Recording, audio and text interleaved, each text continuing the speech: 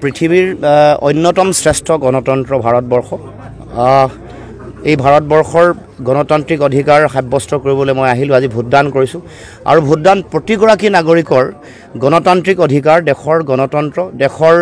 সংবিধান ৰক্ষাৰ স্বাৰ্থত, আৰু ময়ো দেশৰ গণতন্ত্ৰ সংবিধান ৰক্ষাৰ স্বাৰ্থত, দেশৰ গণতান্ত্ৰিক প্ৰমূল্য আৰু ঐতিহ্য শক্তিশালী কৰাৰ স্বাৰ্থত মই ভোটদান কৰিছোঁ। আমি সকলোৱে জানো যে দেশৰ গণতান্ত্ৰিক সংকট আছে, দেশৰ সাংবিধানিক সংকটৰ কথা বিভিন্ন সময়ত কৈ অহা হৈছে। তাৰ লগে লগে দেশৰ যিবোৰ স্বতন্ত্ৰ গণতান্ত্ৰিক অনুষ্ঠান, যি অনুষ্ঠানসমূহে দেশৰ গণতান্ত্ৰিক ভেটি সদায় সুদৃঢ় কৰি আহিছে, ঐতিহ্য পৰম্পৰাক সদায় এটা শক্তিশালী আধাৰ দি আহিছে, সেইবোৰৰ প্ৰতি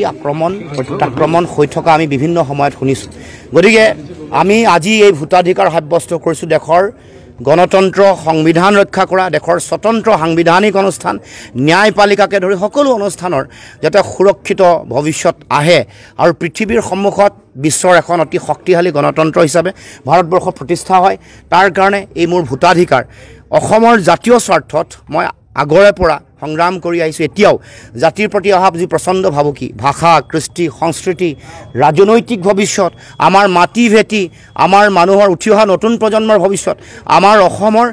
হালোৱা সজোৱা কৃষক, শ্ৰমিক, কৰ্মচাৰী, বিভিন্ন পৰ্যায়ৰ চাহ বনোৱা সকলো জাতি, জনগোষ্ঠী, ভাষা ভাষী, ধৰ্মাৱলম্বী লোকৰ তেওঁলোকৰ সুৰক্ষিত ভৱিষ্যতৰ স্বাৰ্থত এই ভোটদান। মই ভাবোঁ যে এই সময়ত অসমৰ জাতীয় সংকট আছে, জাতীয় সংকট নিৰসন বা সমাধান কৰিবৰ কাৰণে যিটো জাতীয় দায়িত্ব, সেই দায়িত্ব পালন কৰিবৰ কাৰণে, সেইকাৰণে এই যিখন যুঁজ, ৰাজনৈতিক যিখন সংগ্ৰাম,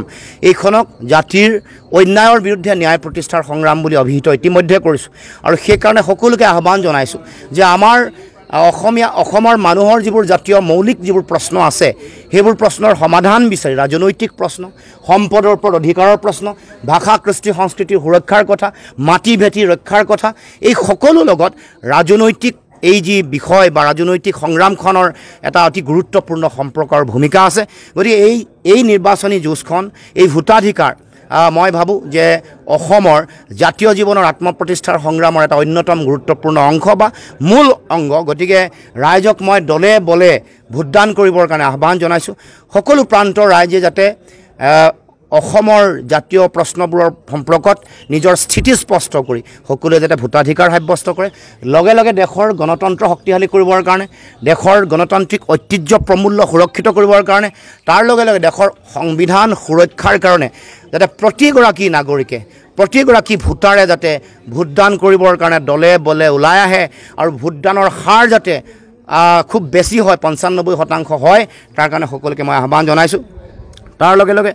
মই এগৰাকী প্ৰাৰ্থী ডিব্ৰুগড় লোকসভা সমষ্টি, গতিকে এই সময়ত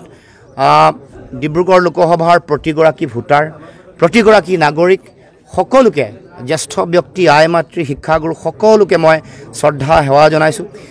ৰাইজে যিমান মৰম দিছে, ৰাইজে যিমান সহায় সহযোগিতা আশীৰ্বাদ প্ৰদান কৰিছে, ৰাইজৰ মাজত যিমান উৎসাহ আৰু উদ্দীপনা, তাৰ কাৰণে মই সকলো ৰাইজৰ ওচৰত মই চিৰকৃতজ্ঞ হৈ ৰ'ম, চিৰঋণী হৈ ৰ'ম। আৰু তাৰ লগে লগে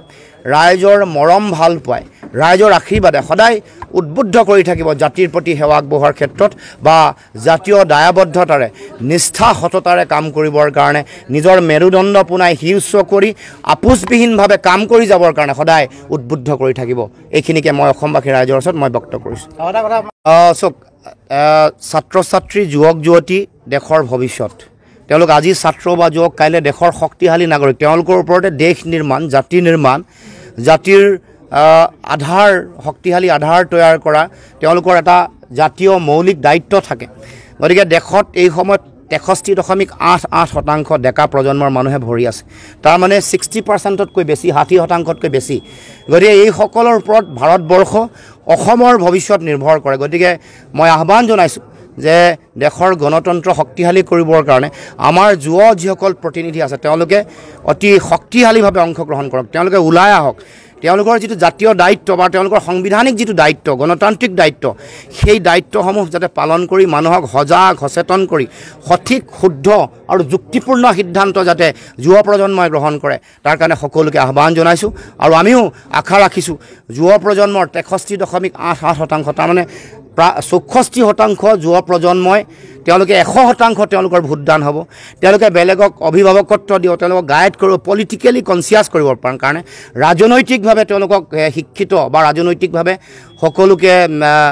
তেওঁলোকে প্ৰেৰণা দিবৰ কাৰণে সকলোৱে প্ৰয়াস কৰিব আৰু তেওঁলোকে এটা বিশেষ ভূমিকা লৈ ওলাই আহি এই নিৰ্বাচনত ভোটদানো কৰিব বেলেগক ভোটো দিয়াব যাতে 95%তকৈ বেছি ভোটদান ডিব্ৰুগড় লোকসভাত হয় অসমৰ বিভিন্ন প্ৰান্তত প্ৰতিটো লোকসভাত হয় তাৰ কাৰণে মই সকলোকে আহ্বান জনাইছোঁ দেশৰো সকলো